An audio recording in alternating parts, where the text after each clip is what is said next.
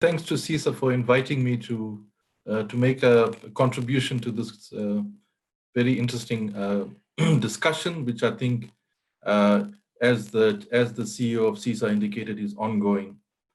Yeah, I'm really enjoying the anecdotal component of the discussion. I think it brings a huge amount of value, and I see the positive comments in that regard coming through. My contribution might be slightly different, but let's take it as it comes. So I went through this, applying my mind to the various questions that appear to have been sent to all of us in terms of how we would want to unpack the conversation, and I will make my contribution in accordance with that. So when I think of unconscious bias, I acknowledge that as human beings, we are all biased. It can be both a source of concern and comfort, funnily enough. And in the main, we don't exhibit such biases deliberately. So yes, in my opinion, it is part of the human being's wiring, I suppose. In many cases, such unconscious bias is harmless and has no real impact on another. However, we are finding, as society over time, that there are many biases that lead to discrimination and harm to another. Over time, I've looked up some of the theory around unconscious bias, and the measurements that are being done globally are suggesting that conscious bias is becoming unconscious bias. In other words, it's almost going underground because society is so aware of biasness. So that seems to be a trend happening over time. And the impacts of bringing or being biased to another can be very severe and damaging. So I propose the example of racism, which is easy for us to understand, and gender prejudice as well, which, if left unattended, leads to social injustices. It risks becoming institutionalized, like we may have in South Africa, for example.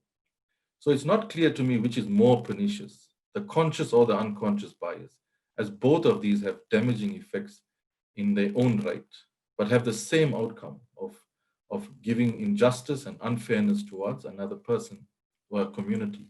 So I understand the unconscious bias, the unconscious mind is a busy place, and that is where the unconscious biasness gets manufactured. So theory seems to indicate that it comes from subconscious processing of information that we receive in the context of our shaped life experiences and how we reflect and develop views on those. So when you talk about how can senior managers demonstrate that diversity and inclusion is truly embraced, I assume that the biasness discussion or the subconscious biasness discussion, either unconscious or conscious, for example, in part, has led to a lack of diversity and inclusivity. So I'm going with that kind of hypothesis right now, which are in themselves large and complex topics when you talk about diversity and inclusivity, as they have multiple constructs at multiple levels. For example, the colonization project that has happened and remains ongoing in many places in the world as well. There's geographic and regional politics, there's denial and acceptance of climate change. These are all different forms of biasness. Social injustice, being pro or anti-technology, radical economic transformation is understood very differently by different groups out of choice or otherwise. So we all have different views and points, and we tend to draw lines in the sand with regard to how we define our realities. And the interpretation of information that we receive on a daily basis sometimes may not help one. And emotions thrown into the mix does make for a dangerous scenario, depending on how we articulate that information. So I'm not convinced that the word demonstrating is the correct word, as it doesn't amplify the concept of sincerity and authenticity. So a manager demonstrating a leaning towards diversity and inclusivity may not mean that he's actually sincere or authentic in that regard. And that was the comment around the actual question. So in my mind, it starts with the culture of the organization, the shareholders. Do they really embrace diversity? So I'm aware that there are many organizations that don't deliberately embrace it. Many say that they do and don't, which is deceptive and confuses teams and the workforce at large. There are those that don't know how to actually deal with diversity and inclusivity type conversations. And embarking on any initiatives in that regard could cause even bigger problems if you don't even understand how to articulate such concepts within your workplace. And then there are just those that are doing it and succeeding and benefiting from that because they are seeing the value of leveraging a diverse workforce. And there may be some other categories, within that, within those definitions. So a manager can only truly demonstrate it if the organization, including shareholders, have a regard for embracing diversity and inclusion. If that is the case, managers need to be aware of being transformed in both their conscious and subconscious minds of the value of diversity and inclusivity. If one does not have a leaning towards that, then it can be achieved by study, by considering and reflecting upon your habits, the language that you are using, the behaviors that you are exhibiting, and the manner in which you communicate on a regular basis. It becomes what one stands for and wants to become known for. So, so to get there, it helps to have an appreciation for example, positive psychology, which means I believe that there are positive aspects to all human beings. And with that in mind, I now am able to respect another person without demanding it.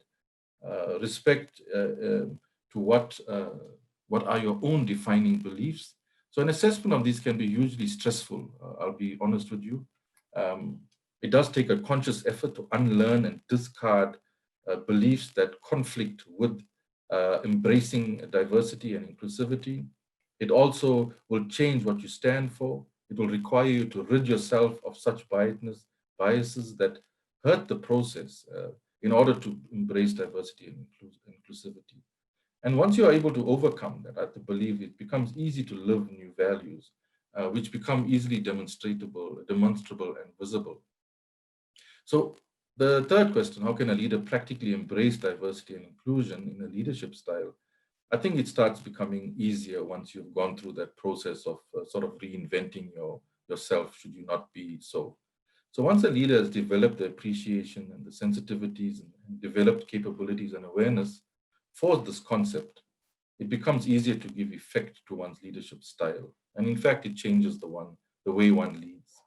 And this can be done as follows: mentoring and sharing of knowledge fully and without hesitation, allowing for growth of the team where the leader is not an obstacle to those in the team, allowing freedom and expression of differing views, ensure the team feels safe in the space they are in a turbulent economy such as ours, for example, encouraging the development of team members to grow and growth overall of the business, not letting fear drive decision making, living beliefs in all roles of life and not a few.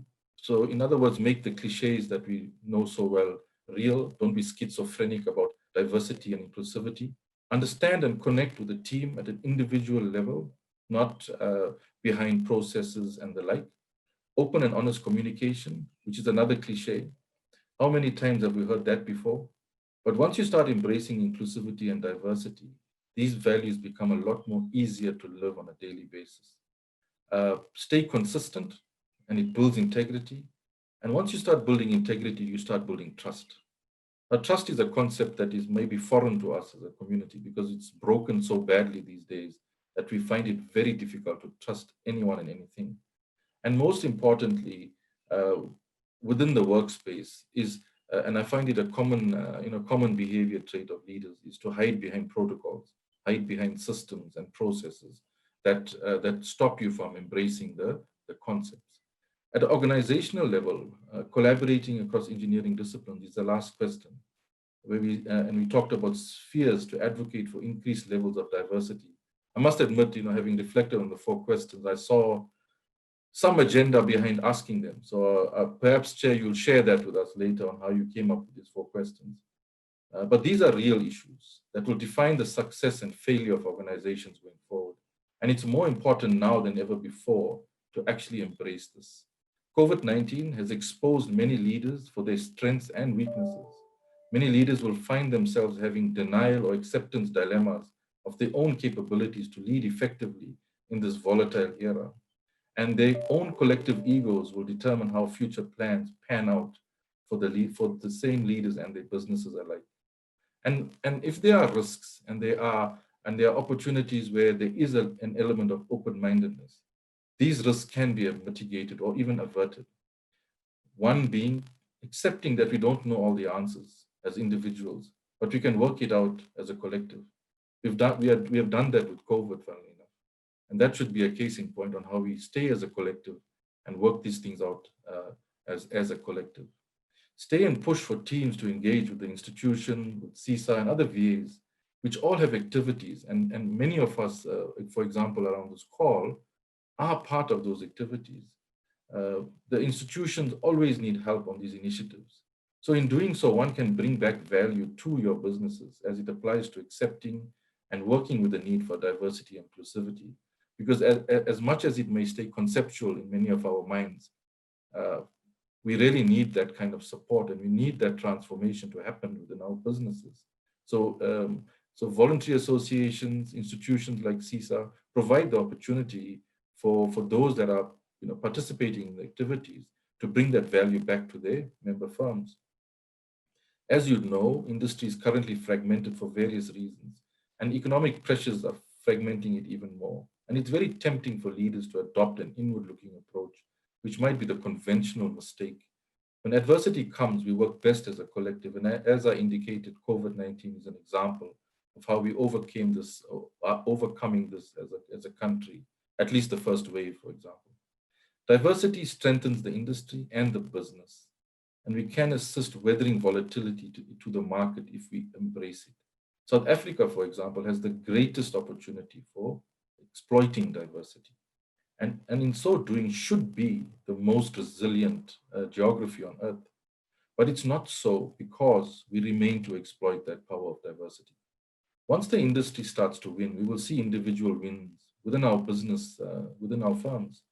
And we cannot be fearful. And what's the cliche, run for the hills is what I speak. Honestly, that run for the hills has not really worked. For far too long have engineering firms, contractors, looked at each other, for example, as enemies.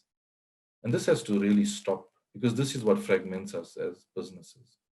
It has brought us to this point now where we almost remain broken, and we cannot create a formidable workforce and work as a collective in the industry as a result. So in summary, I can only urge that leaders and businesses in the industries remain as a collective now more than ever before. Engage more, ask for support. CESA, SAICE, and other VAs are here to help. Thank you, Chairperson.